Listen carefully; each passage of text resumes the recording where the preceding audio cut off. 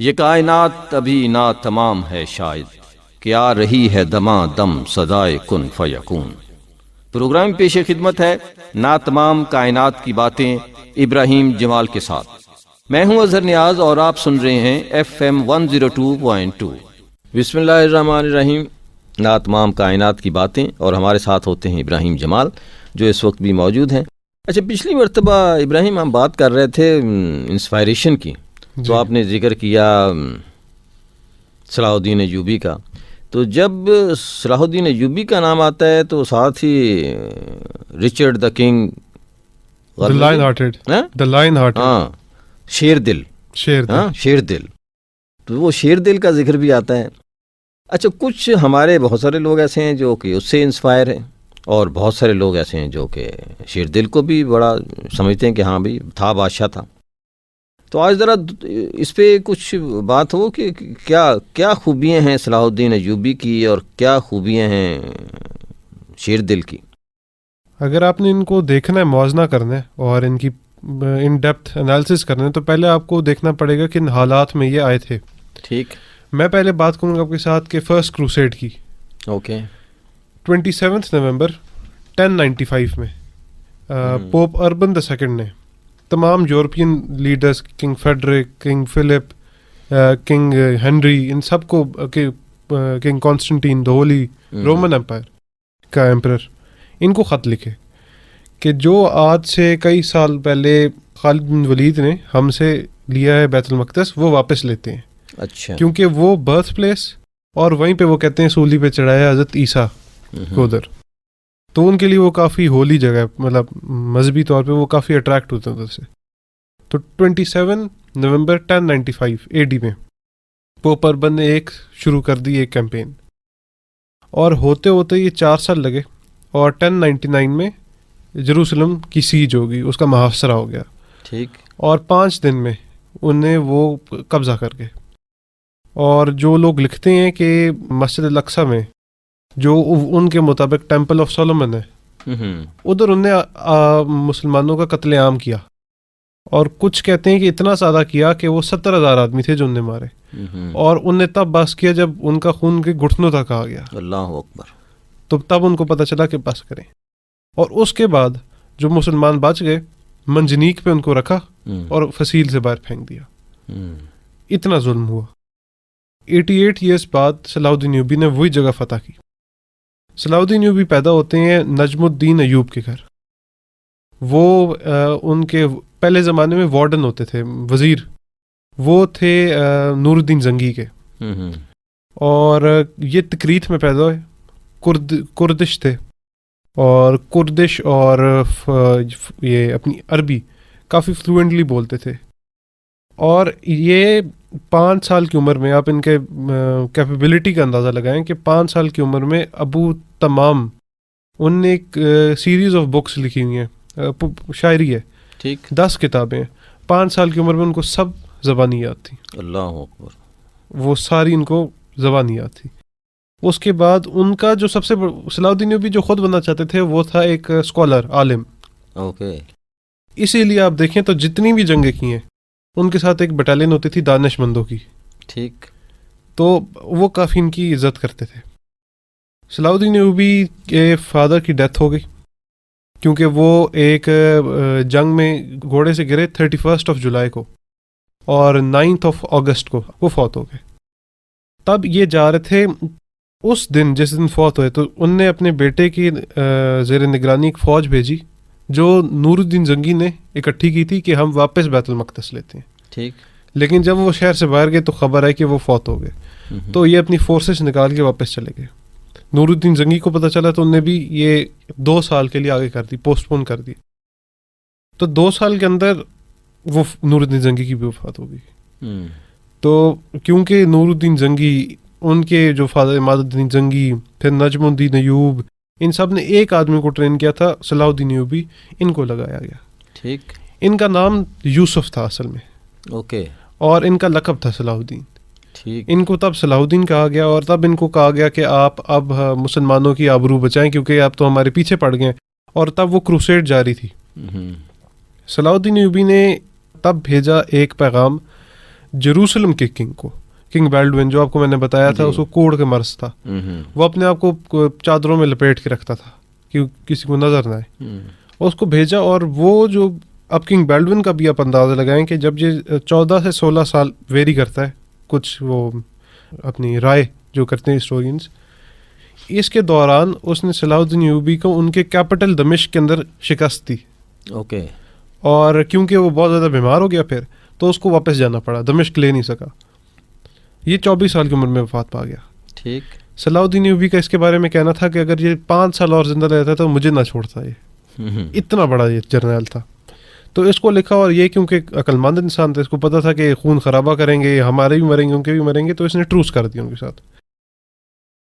और किंग बेल्डविन की कोई औलाद नहीं थी, तो किंग बेल्डविन के मरने के बाद उनकी बहन ने क्वीन बनना था, और उसका जो हस्बैंड था किंग गी, फ्रेंच था वो, उसने किंग बनना था। और वो नाइट टेम्पलर्स के साथ उसकी पूरी कोशिश होती थी कि किसी न किसी तरीके से सलाहुद्दीन से जंग की जाए। ठीक।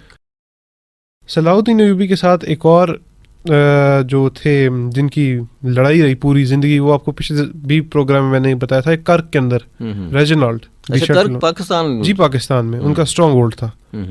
उधर से उसने पहले ललकारा, क्योंकि ये खादिम हरमैन भी थे, तो इनको कहा कि मैं हरमैन के ऊपर हमला करूंगा और दोनों को मैं तबाह कर दूंगा। और इसने नौजुबिल्ला ये भी कहा था कि मैं उस कैमल हर्डरर हजूर के बात है रही है कि उनकी कब्र को भी मैं निकाल के उनको ले आऊंगा और कर्क में फांसी पे लगाऊंगा। अल्लाह अकबर। तो ये जब सलाहुद्दीन अय्यूबी को पता चला तो वो बर्दाश्त नहीं कर सके, तो ये बंदरगाह पे ही उसको शिकस्त दी, वो खुद नहीं था। तो सलाहुद्दीन अय्यूबी, ये तो वायलेशन थी उस ट्रूस की, तो दमिश्क से 2 लाख फाइटर्स लेके पहुंच गए। और जब उस किंग बेल्डविन 4 को पता चला तो उसने भी यही किया कि अपनी फौजें लेके पहुंच गया कि इधर इनको रोक दें। वहाँ पे मुज़ाकरात हुए। सलाहुद्दीन अय्यूबी का कहना था कि मुझे वो चाहिए रेजिनाल्ड आदमी, तो उसने कहा कि नहीं, मैं उसको सज़ा दूंगा। उसको उसने तायात पाबंदी लगा दी उस पर भी, और उसको जेल में डाल दिया। उसी हफ्ते के अंदर वो वापस गया जेरूसलम, और सफ़र की वजह से वो फौत हो गया, और बाय डिफ़ॉल्ट उसका बहनोई वो किंग गी बन गया। किंग गी ने आते साथ ये काम किया कि रेजिनाल्ड को छुड़वाया और उसको कहा कि हमला करो। पहले बलूचिस्तान से जाते थे, कर्क से बलूचिस्तान और फिर आगे हज के लिए। तो हज के एक काफिले पे उसने हमला कर दिया। तो सलाहुद्दीन अय्यूबी का कहना था कि तब मुझे लगा कि अब तो इसके खिलाफ प्रॉपर जंग करनी पड़ेगी। तो जंग का आगाज कर दिया उसके खिलाफ। उसके खिलाफ हित्तीन का मैदान है जो है फिलिस्तीन, गजा से 500 किलोमीटर के फासले पे। ओके।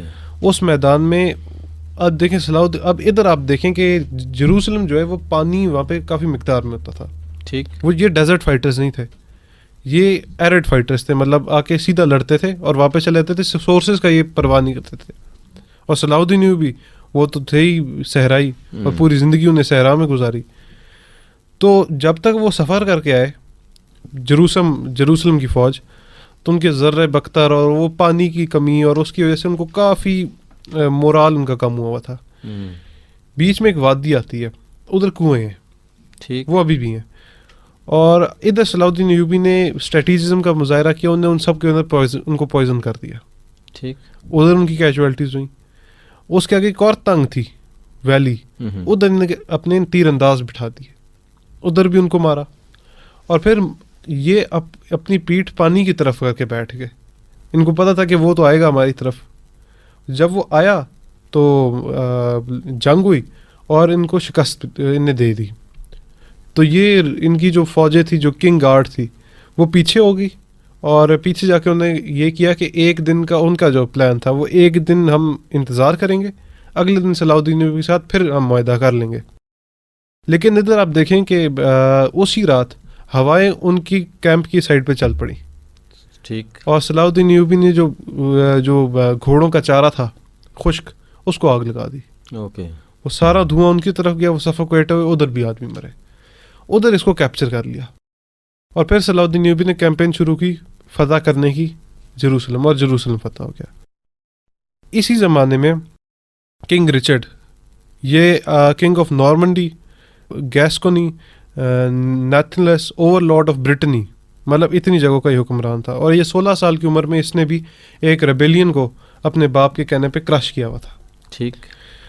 تو جب اس کو پتہ چلا کہ یہ تو ہمیں شکست ہو گئی ہے, اور صلاح الدین ایوبی نے صرف وہ نہیں لیا, صلاح الدین ایوبی جیروسلم لیا, اس کے ساتھ ایکر کا میدان ہے اور ٹریپولی, یہ 3 جگہ بالکل ساتھ ساتھ ہیں.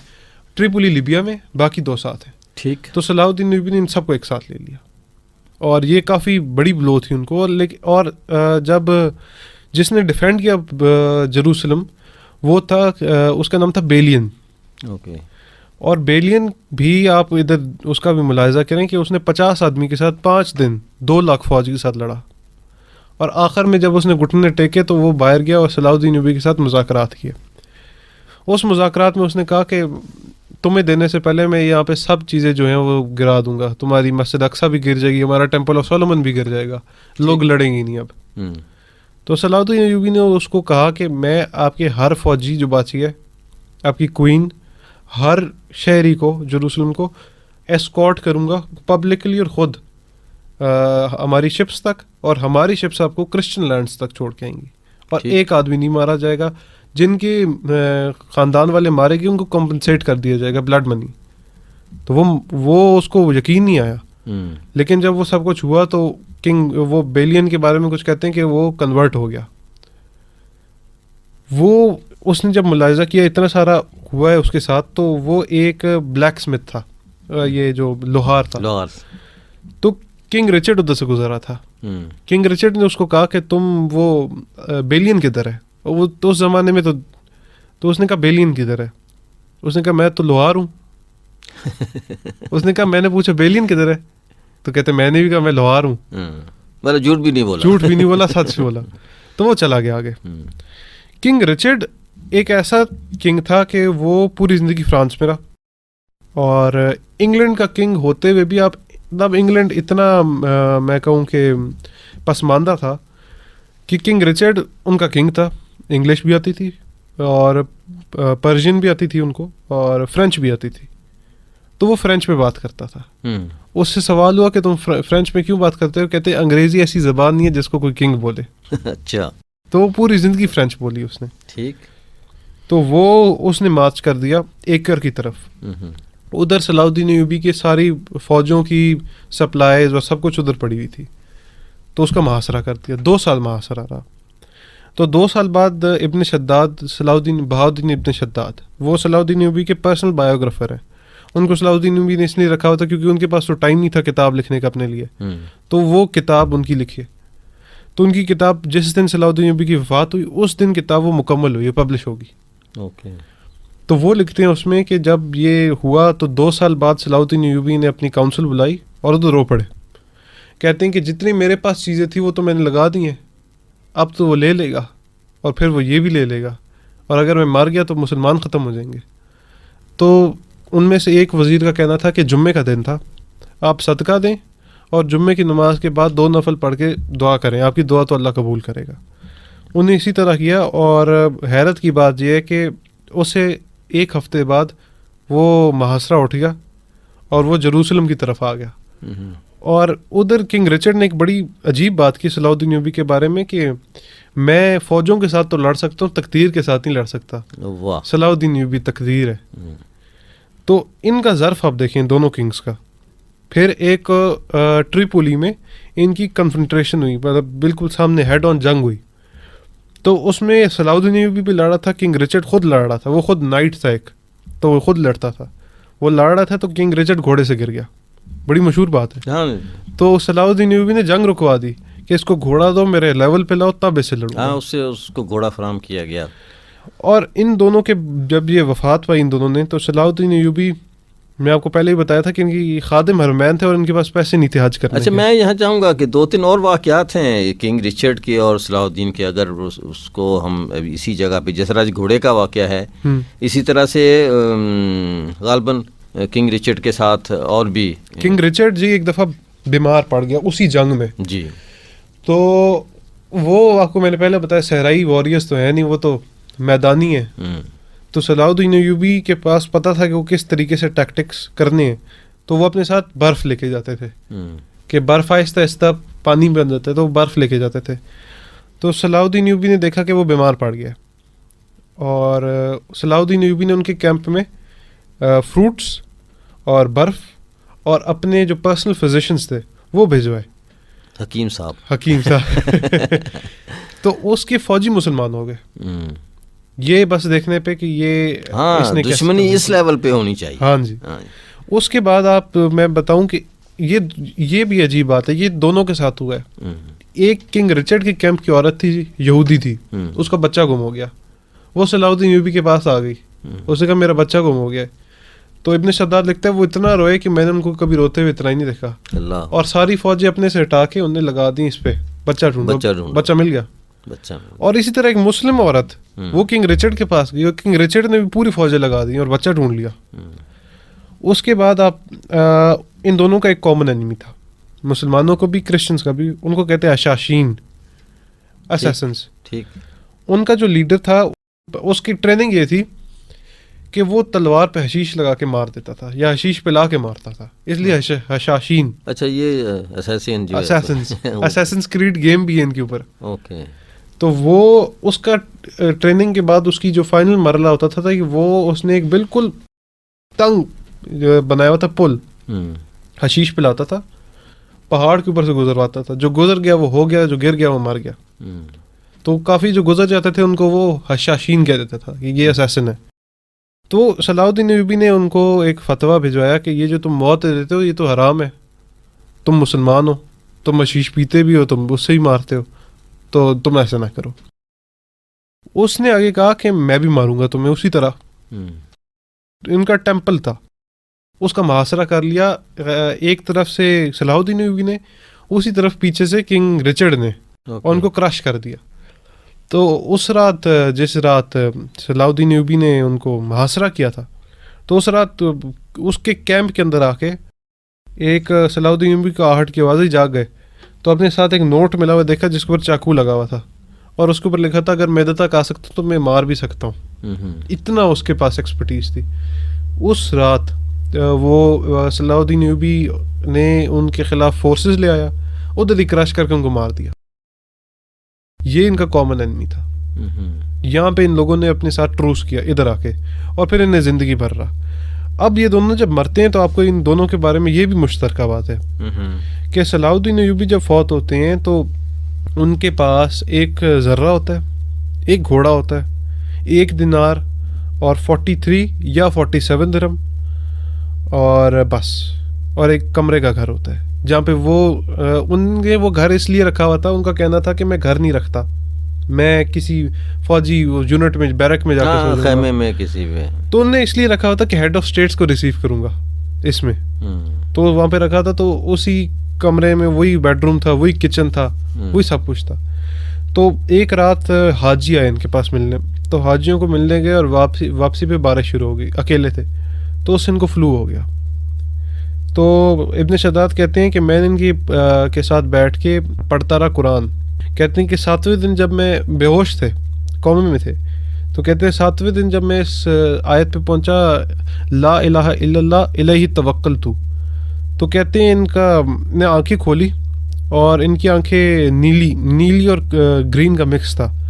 تو انہیں آنکھیں کھولی اور کہا صحیح, اور پھر وہی آیت پڑھی اور کلمہ پڑھا اور فوت ہو گئے. سبحان اللہ سبحان اللہ. تو اتنا یہ لیول تھا. اور کنگ رچرڈ جب مرا, کنگ رچرڈ کے بارے میں مشہور ہے کہ اس کے پاس ایک تلوار اور ایک گھوڑا تھا اور ایک کمرے کا گھر, وہ بھی اسی لیے کہ وہ ہیڈ آف اسٹیٹس کو ریسیو کرے. اور ان دونوں کے آپ کو جنازے میں آپ کو ایک فرق بتاؤں کہ کنگ رچرڈ کا جو جنازہ تھا یہ صرف اس کے فیملی ممبرز نے پڑھا, جو وہ کرتے ہیں وہ کریمنٹ کر دیتے جلا. صلاح الدین ایوبی کا اوور 1 ملین 10 لاکھ لوگوں نے نماز جنازہ بیک وقت ادا کی. اس زمانے میں 10 لاکھ لوگ.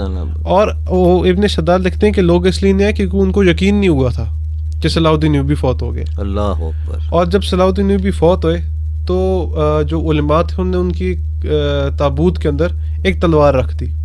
تو جب پوچھا گیا کہ یہ کیوں رکھی, تو کہا کہ جب قیامت والے دن سورج سوا نیزے پہ آ جائے گا تو اللہ کے تخت کے نیچے 7 قسم کے لوگ ہوں گے, ایک عدل کرنے والا امام بھی ہوگا.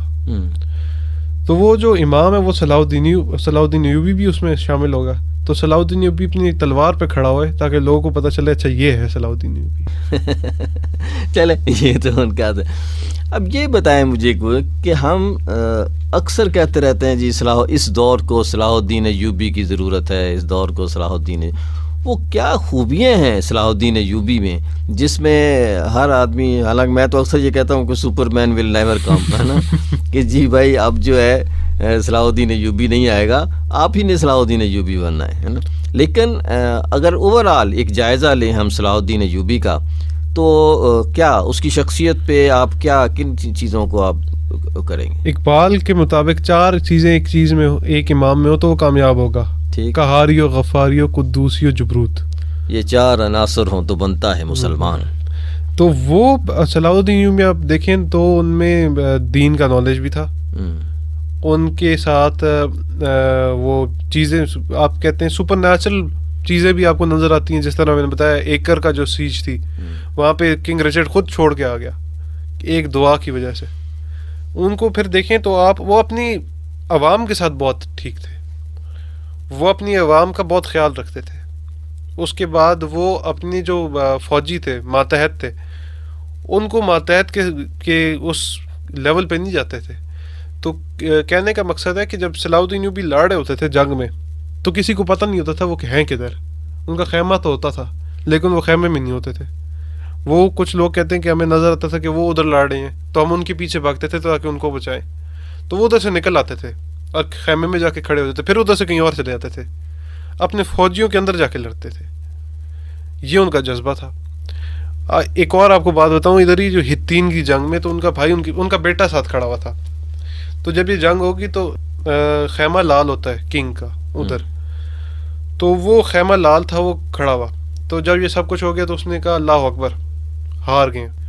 انہوں نے کہا ابھی نہیں آ رہا, وہ خیمہ کھڑا ہوا ہے. اس نے پھر کہا تیسری دفعہ, 3 دفعہ یہ ہوا, 3 دفعہ نے کہا نہیں, اور چوتھی دفعہ وہ خیمہ گر گیا اور پھر وہ اترے اور سجدہ کیا. تو وہ ان میں ایک ٹھہراؤ بھی تھا, آپ کو نظر آتا ہے کہ وہ ہر چیز میں جلدی نہیں کرتے. جب انہیں جروسلم فتح کیا تو ایک ممبر بنایا تھا نور الدین زنگی نے کہ میں جب فتح کروں گا وہ ادھر رکھوں گا, وہ ابھی بھی ہے وہاں پہ, مفتی اعظم ادھر بیٹھتا ہے. تو صلاح الدین ایوبی نے وہ ممبر لائے اور ادھر انسٹال کیا اور ادھر 2 نفل پڑھے. وہ آپ کو ہی نہیں لگتا کہ انہوں نے بڑی سرمنی رکھی اور کھانے کھلائے اور عیاشیاں کریں, نہیں, وہ اسی طرح رہے اور پھر جنگ میں لگ گئے. اور آپ کو ایک اور بات بتاؤں, صلاح الدین ایوبی ایوبیت جو خاندان ہے اس میں سے واحد کنگ ہے جن نے کوئی محل نہیں بنایا, کسی محل میں نہیں رہے. وہ پوری زندگی خیمے میں رہے ہیں یا وہ اس کے ایک کمرے کے مکان میں. اور ابھی صلاح الدین ایوبی کا جو مزار ہے اس کے باہر ایک بورڈ لگائے ہوئے ہیں ان لوگوں نے کہ کم یا صلاح الدین ایوبی کم, کہ مطلب کھڑے ہو. وہی آپ والی بات کہ ہم ابھی بھی کہتے ہیں کہ صلاح الدین ایوبی کو واپس لاؤ, وہ تو نہیں آئیں گے, پھر ان جیسے آپ پیدا کریں اور ان کو ٹرین کریں. ہاں وہ بھی انسان ہی تھے, وہ بھی انسان تھے. آج ہم نے صلاح الدین ایوبی پہ بات کی اور کنگ رچرڈ پہ بات کی. اچھا, کنگ رچرڈ اور صلاح الدین ایوبی کے حوالے سے بہت ساری ایسی کہانیاں, روایات, سٹوریز ان کی جنگوں کی جس سے لگتا ہے کہ دشمن ہو تو ایسا دشمن ہو, ہے نا.